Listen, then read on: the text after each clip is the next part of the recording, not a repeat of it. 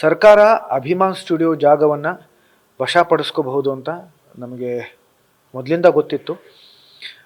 ಹಾಗಾಗಿ ನಾವು ಆ ನಿಟ್ಟಲ್ಲಿ ಸುಮಾರು 6.5 ವರ್ಷ ಪ್ರಯತ್ನ ಪಟ್ಟವು.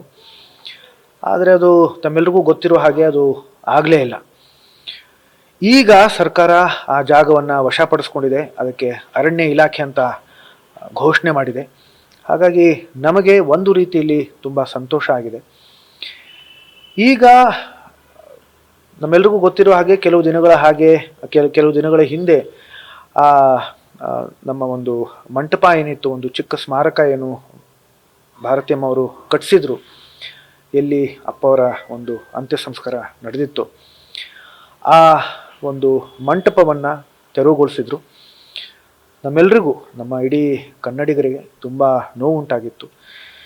ಈಗ ಸರ್ಕಾರ ಈ ಒಂದು ಜಾಗವನ್ನು ವಶಪಡಿಸ್ಕೊಂಡಿರೋದ್ರಿಂದ ಭಾರತೀಯಮ್ಮ ಮತ್ತು ನಾವಿಬ್ಬರು ಅಭಿಮಾನಿಗಳ ಪರವಾಗಿ ಹೋಗಿ ಮತ್ತೆ ಮಾನ್ಯ ಮುಖ್ಯಮಂತ್ರಿಗಳಲ್ಲಿ ಮನವಿ ಮಾಡ್ಕೊಳ್ತೀವಿ. ಇವತ್ತು ಅವರು ಸಿಕ್ಕಿಲ್ಲ. ಇವತ್ತು ತುಂಬ ಪ್ರಯತ್ನ ಪಟ್ಟು ಆಮೇಲೆ ಗೊತ್ತಾಯಿತು ಅವರು ಬಿಹಾರಲ್ಲಿದ್ದಾರೆ ಅಂತ. ಹಾಗಾಗಿ ಮುಂಬರೋ ದಿನಗಳಲ್ಲಿ ನಾವು ಹೋಗಿ ಅಭಿಮಾನಿಗಳ ಪರವಾಗಿ ಮನವಿಯನ್ನು ಸಲ್ಲಿಸ್ತೀವಿ. ನಮ್ಮೆಲ್ರಿಗೂ ಗೊತ್ತಿರೋ ಹಾಗೆ ಅಲ್ಲಿ ಪ್ರತಿ ವರ್ಷ ಪ್ರತಿದಿನ ಅಭಿಮಾನಿಗಳು ಅಲ್ಲಿ ಬರ್ತಾರೆ, ಅಲ್ಲಿ ತಮ್ಮದೇ ಆದ ರೀತಿಯಲ್ಲಿ ಪೂಜೆ ಸಲ್ಲಿಸ್ತಾರೆ. ಹಾಗಾಗಿ ಅವರಿಗೆ ಇದು ಒಂದು ಪುಣ್ಯಕ್ಷೇತ್ರ, ಒಂದು ದೇವಸ್ಥಾನ. ಹಾಗಾಗಿ ಅದಕ್ಕೆ ಅದರದೇ ಆದಂಥ ಒಂದು ಆದ್ಯತೆ ಇದೆ, ಪ್ರಾಮುಖ್ಯತೆ ಇದೆ.